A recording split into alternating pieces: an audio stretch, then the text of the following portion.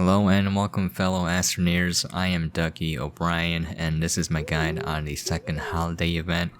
It's that time of the year again with the festive spirit of giving in the air. The event is similar to last year's. The objective is to gather gifts scattered all around the planet, such as the toy robots, colorful blocks, and shining stars, in order to return for points via the exodynamic request platforms. This time around, the event adds in two new items, the Astral figurine and the Cosmic Bauble, new cosmetic rewards for completing the objectives, and now you can also print the toys from the small printers if you do not want to gather them. The event started December 7th and will be going on until sometime around the middle of January, so there will be plenty of time to get all of the rewards. Let's dive into the update. The objective is the same as last year's event, where you can gather toys scattered across every planet, or print them and package them up to return via the exodynamic request platform.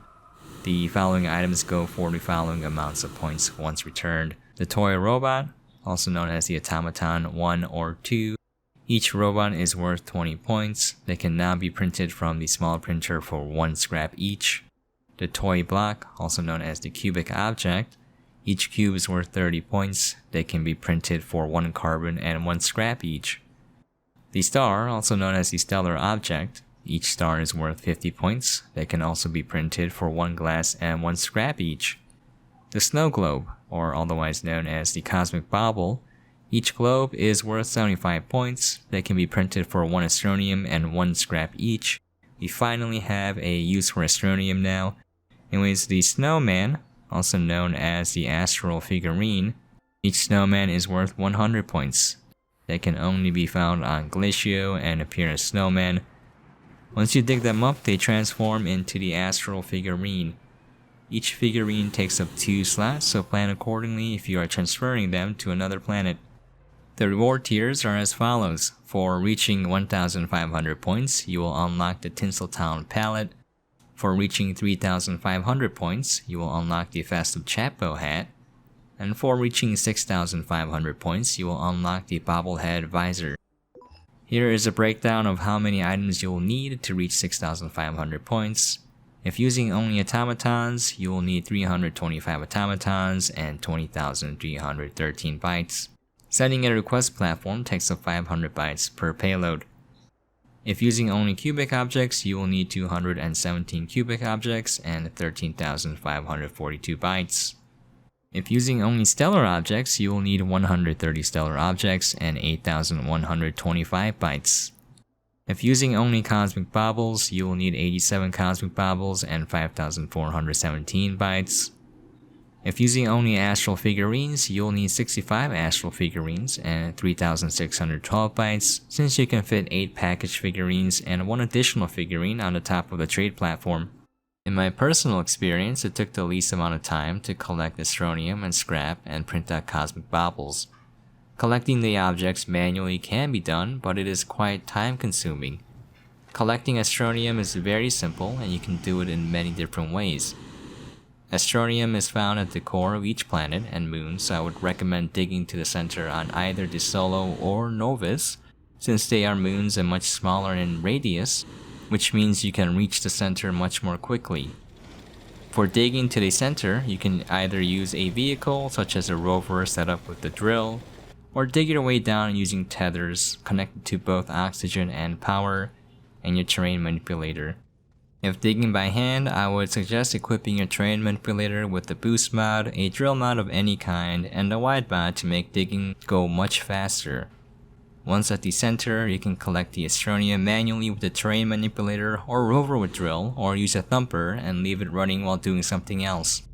The basic thumper setup is shown here, where a thumper shows green for the amount of resources nearby, an RTG to power it, and a medium resource canister with outputs enabled on top, and an auto arm picking up the Astronium and depositing it onto a large resource canister. It does work pretty slowly, so you can set up multiple or leave it there and come back to it later. You only need 87 Astronium, so you won't have to wait long. One auto extractor takes 55.5 seconds per resource nugget when fully powered, so you will have to wait approximately 1 hour and 20 minutes for it to produce 87. For a small and simple scrap production line, I would suggest converting soil into resin to print soil canisters and scrap them using auto arms. You need 87 scrap, and they'll require you to print 348 small canisters, which will require 348 resin.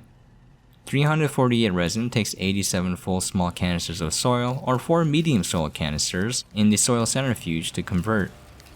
You can now easily acquire that much dirt by using a rover equipped with a drill and soil canisters, and it should take roughly 4 minutes. You don't have to use this method, but I believe creating automated production lines for scrap and resources will help in future events that can be automated. Stockpiling scrap and resources now will make future events much easier. If any of you guys are interested, I have many build guides on soil to scrap conversion, and I'll link a few in the description below. There are 2 new platforms with this update aimed at auto arms. The large extended platform, it has 2 slots designed to hold 2 auto arms or 1 arm and a storage unit. It costs 500 bytes to research, it costs 2 resin to print, and is printed from the medium printer. The extra large extended platform, it has 2 slots on either end with a 4 slot in the middle. You can attach 2 arms at the end and either a storage unit or module in the middle.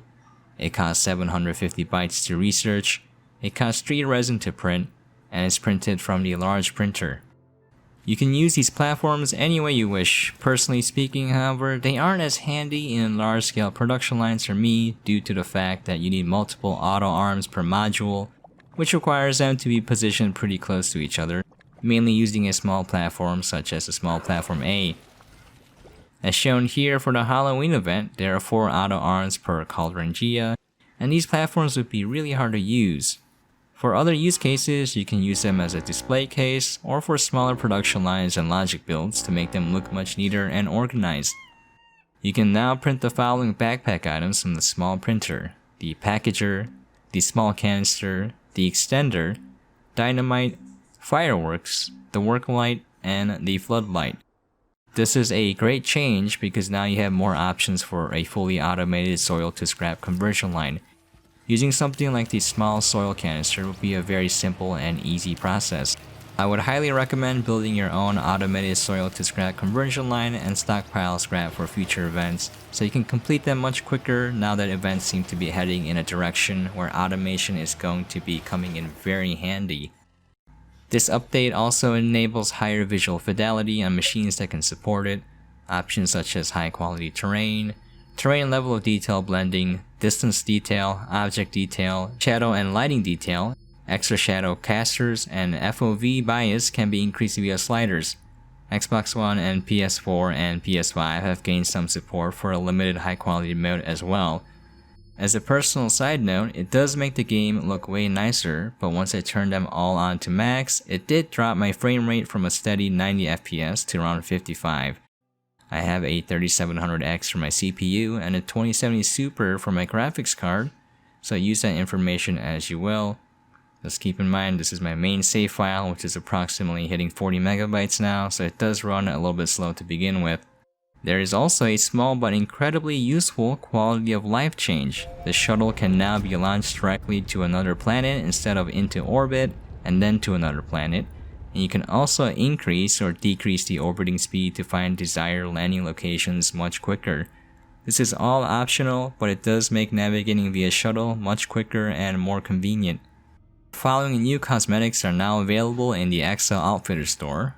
The limited time gingerbread bundle, which includes the candy crown hat, the sugar coated palette, and the sweet outlook visor. A new suit, the Frontier suit, is available. There are 2 new hats, the Season Helper hat and the Antenna hat. These puns are excellent. There are 2 new masks, the Snowdrifter's mask and the Festive Fringe mask. There are also 2 new palettes, the Candy Cane palette and the Glow Up palette. There's a new visor, the Minted visor. That's it for the update. It's a pretty neat and simple event with the rewards much more easily obtained because you can automate the process now. The cosmetics look very festive and the small quality of life changes are actually really impactful. As before, the same as last year, System Error is donating money to Children's Miracle Network via Extra Life to help out children's hospitals. If you would like to participate, I have included the link in the description below. Another Christmas, another holiday update. Hope you guys are staying safe and sane out there, and hope you guys have a Merry Christmas, and catch you guys next year.